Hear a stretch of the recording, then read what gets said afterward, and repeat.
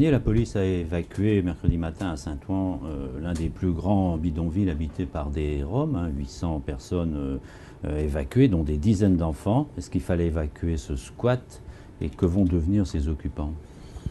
C'est tout le problème aujourd'hui, la capacité qu'on a à rétablir l'ordre public quand il y a l'occupation illégale d'un terrain et à faire en sorte derrière que les femmes et les hommes qui occupaient ce squat, on puisse faire en sorte que ceux qui ont vocation à s'intégrer en France soient accompagnés pour qu'ils le puissent et les autres soient punis s'il est nécessaire de les punir. Mais c'est tout.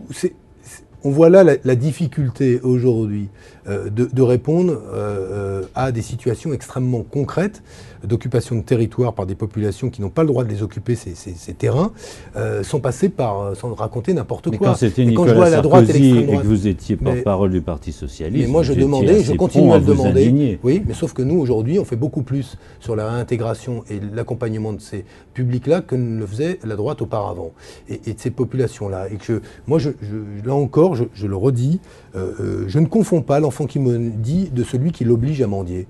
Le bourreau et la victime. Voilà. Et il y a aujourd'hui, dans ce pays, une volonté de mettre le petit comme le grand dans le même sac et de considérer qu'il faut se débarrasser d'une population. On ne se débarrasse pas de population, ça n'existe pas. Et ce discours de l'extrême droite, comme d'une partie de la droite, non seulement il est inefficace, mais en plus il est parfaitement nauséabond.